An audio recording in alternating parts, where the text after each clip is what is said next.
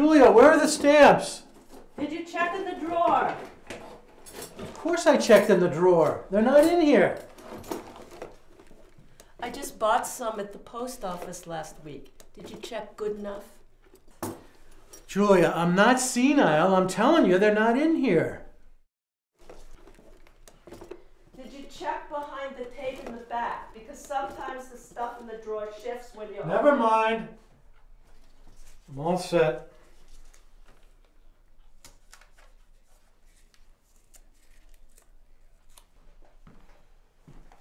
Were they in the drawer? They were wedged in the back. That's not the drawer. I'm heading down to the post office to mail the letter to Judy. I'm here.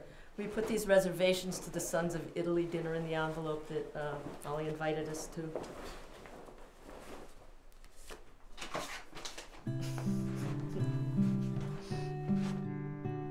Hey, Judy.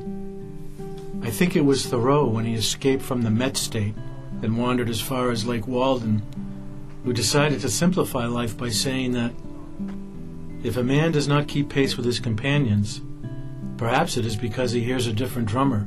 But let him step to the music he hears. I've been marching to a different drummer for years, and for most of the time, I've been out of step.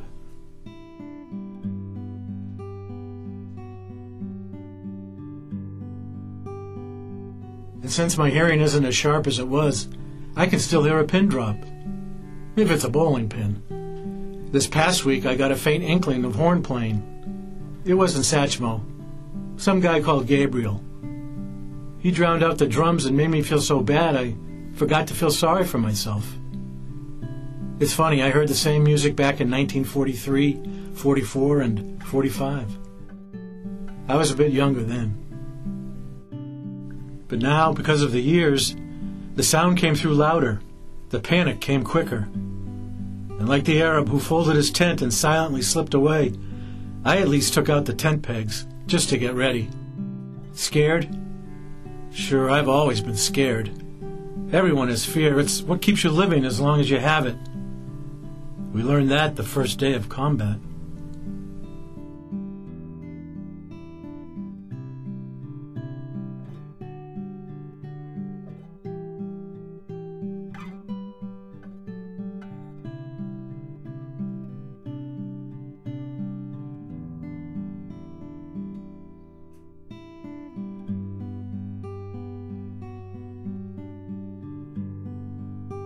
Don't ever sell your mother short. When you need help, even if she doesn't know what to do, she's right there. I think I'll be getting sick more often, but that's also the only time she talks freely. While some of her suggestions toward a cure sound like they came out of a veterinarian's book on how to cure distemper or black plague, the thought is there and the company is very well appreciated. I sat here at the kitchen table at 2:30 a.m., drinking tea, looking at Julia across the table and wondering if I was shaking as much as she was. Billy, have you taken your medications? I don't need those. You need to take your medications. The doctor said you need to keep up with them every day. They don't know what's wrong with me. I've got Conley syndrome. Those meds, they don't work anyway. It's just a way for them to make money. To hell with my doctors. I've lived a long time by my methods. I'm going to keep doing it that way. I'll survive. You'll see.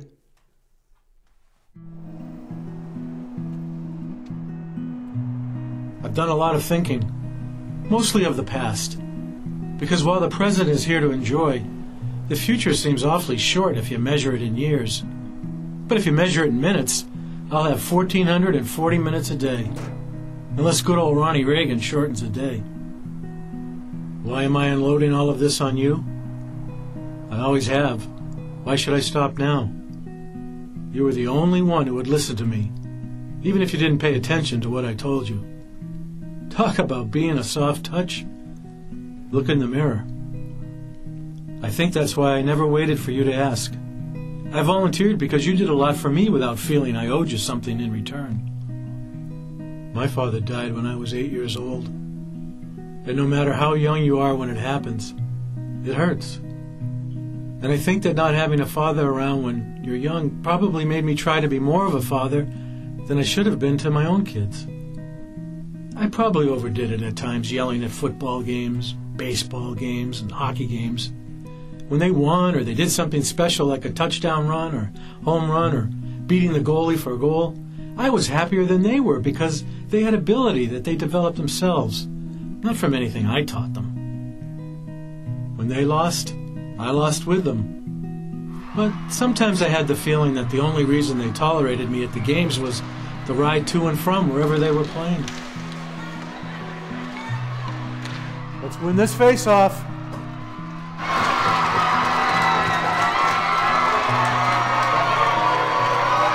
Pin him into those boards. Don't let him out of that corner.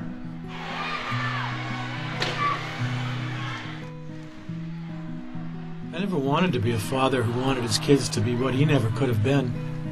I just wanted them to have as easy a time as possible and the equipment to be able to do it. See, you were unlucky, Judy. You didn't get tax skates or professional equipment. You got a lot of affection instead. But then what's wrong with affection? Is it wrong to say like Ava does, "Hi, Pop, what's cooking?" and then listen to the answer? Or little Gracie sneaking up and putting her arms around you to say "I love you," and then showing the drawing she made? If it is, I love the wrong things.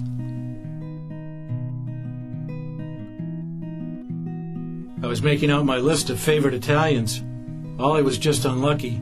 He didn't make the top 10. It was a hard choice to pick number 1. It was close between Gina Lollobrigida and Sophia Loren. Sophia won because besides being beautiful, she drinks Irish coffee.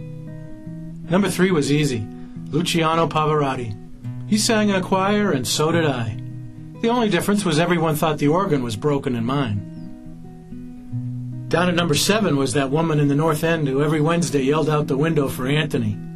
She would have 100 Anthonys running up to her. I won't tell you what position Ollie came in, but he was in between Mussolini and Capone. You know, Judy, sometimes I write like I talk, in circles, but sometimes a little clear meaning comes through. What I'm trying to say is that as far as I'm concerned, life has been good to me. If I were able, I still wouldn't want any of it changed. I've never wanted too much. My needs have always been few as long as I had money for newspapers and an occasional bag of cheese popcorn. I've always loved my family, and I tried showing it in the only way I was capable, by giving of myself. I suppose sometimes I didn't give enough, but I only had so much to give, and like a little kid, I expected a pat on the back. I could always depend on you. Birthdays, Father's Day, special occasions. I've still saved the cards. Well, I think I've bored you enough for now, so I'll close with something that is anonymous. I liked it, and while I can't remember it verbatim, I'll try to put enough of it together to make some sense. It is supposed to have been written by some girl who lost her boyfriend in the war. When we first met, I went home with your friend. I thought you'd get mad, but you didn't. When I smashed up your car, I thought you would shout and rave, but you didn't. When I stood you up, I thought you would leave me, but you didn't. When I spilled a beer all over your $75 new suit, I thought you'd kick me, but you didn't. When you went away and I could hardly wait for you to come back so I could show you how much I love you, you didn't. All my love, Dad.